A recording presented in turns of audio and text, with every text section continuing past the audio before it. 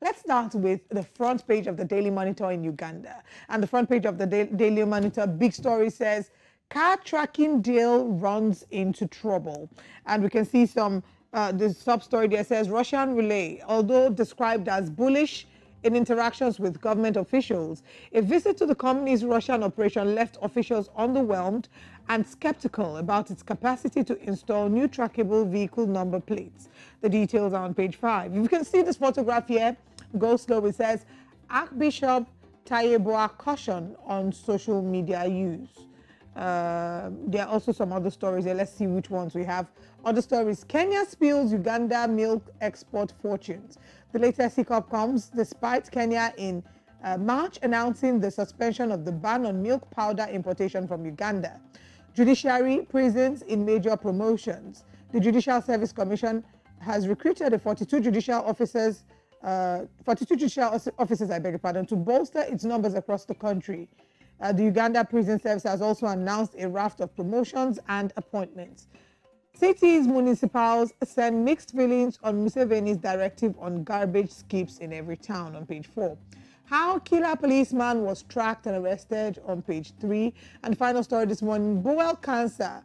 Do not ignore warning signs. I mean, nobody wants to hear about cancer, but to be able to prevent it, to be able to take care of it or reduce the incidences, one must know what causes it. Let's move away from Uganda to Kenya and see what's on the front page of the Standard. On the Standard newspaper, the big story says, big 2-minute meetings set unity deal talk. In 24 hours, the political rivals Raila Odinga and William have made 3 public appearances together, hinting at possible mending of fences amid discontent over high cost of living and taxation hurting citizens. This is very good news. I'm sure you'll be excited by this, Ostalgi. I mean, typically when we see Raila Odinga and we see William Ruto, it's always at loggerheads. It's never been on the same side. But if we're seeing them together in meetings, 3 public appearances together, it might seem that this is looking like a good thing for the people of Kenya. Yeah, I agree. And we hope it doesn't end today. I hope that they go beyond these talks and continue to build a better relationship. Yes. All right, still on the front page, we have foreigners troop to Ezekiel Church for prayers. Oh, wow. And the plot thickens. Anyway, dualist truth moments on political class. Schools face hard times over delayed funding on page 7. Effect of tear gas on your body. That's on page 19. KC Bova takes equity as largest bank on page 21. Ingwe emerged Derby winners trouncing Gore on page 32.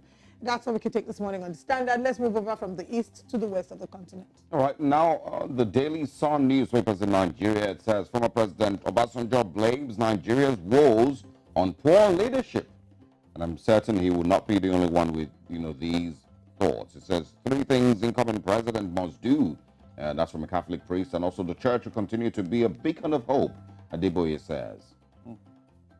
Another batch of 145 stranded Nigerians in Sudan arrived in the Nnamdi Azikiwe International Airport, Abuja, yesterday. That's the picture you can find on your screen. And also it says here, banks, companies, shareholders groan under excessive AMCON charges. 2 NDLEA, or 2 rather, in NDLEA custody excrete 193 cocaine pellets. That's nice. Fuel subsidy, suspend disbursement of $800 million loan to federal government, Serap tells World Bank. And we can also find here 13 polio cases reported in Zamfara. 2 other states in 2023, says the WHO.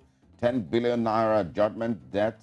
Senate indicts Justice Ministry. And just to once again, remind Nigerians that we're still having conversations about taking the $800 million loan to, of course, give to the supposed poor Nigerians, 5,000 naira each every month.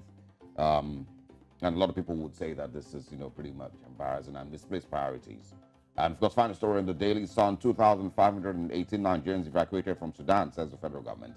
Let's move now to the Daily Times newspapers here in Nigeria still and share with you what we can find over there. It says, 10th Senate presidency, contending interests may foist a dark horse. You can find out what that person is talking about. Is Tunde Opalana. Is an article by him. Of course, I share with you what exactly he means. Of course, then you see a picture of the governor of Lagos State, Babajide Sanwo-Olu, and Hilda Bassi, who's attempting to break the record for the longest cooking time by a person. She's trying to reach, I think, 96 hours. Currently, about 87 hours. 86 hours. 86, okay, 7 hours. 87 Yes. hours done, yes. Guess what? In another few minutes, she would get to the landmark of what the former. She'll break the record for the previous record. So by 7:45, she would. So right now it's 7:17. So by 7:45, she would have gotten to the exact the former score that the former winner. Yeah, so she would hit the previous record. The previous record, yeah, that's a better way to put it. And you know what I really applaud as well, that the previous record holder also took to social media to congratulate her and say, I look forward to seeing your name in the records. Yeah. That's good spirit of sportsmanship. Almost like don't have a choice at this point. I mean, it's not like whether she has a choice or not. She could have decided not to say anything about it. Oh, yeah. But the fact that she chose to show good sportsmanship, and say, because she's held the record, it would never be taken away that she was the first woman to make it to that record. Absolutely. So, and even if she wasn't the first woman, in the event she wasn't, her name has hit that record. So it's okay for someone else to have that. Absolutely. So congratulations are in order, and of course in advance to Hilda Bassi. But let's share with you a few more stories on the Daily Times this morning. It says, excitement as Nigerian chef Hilda Bassi inches towards Guinness record history. You didn't see that? No. Everywhere is going to be Hilda Bassi today. Sudan crisis. After 3 weeks, federal government evacuates 2,518 Nigerians. And Sheun Kuti in the news says, I have slapped many policemen. So it says as Femi Falana offers services. PSC requests prompt arraignment. That video is an old video of him saying he had slapped many policemen before, because I saw the video as well. I cannot guarantee. However, it doesn't take away the fact that he did say that, like that, the content of that video, unless he can come out and say maybe the video was a deep fake. But in that video, what was said was, something in the line of, oh, you should know who your father is, that your father, I mean, they say, oh, that he's slapping policemen because of Fela, but Jesus came to die because he knew he was the son of God. Just basically supporting assaulting police officers. I don't know how he's going to wriggle his way out of this one, but that's a story that we're talking about much later this morning. Good luck to him. We'll talk about it sometime on the program this morning, but good luck to him.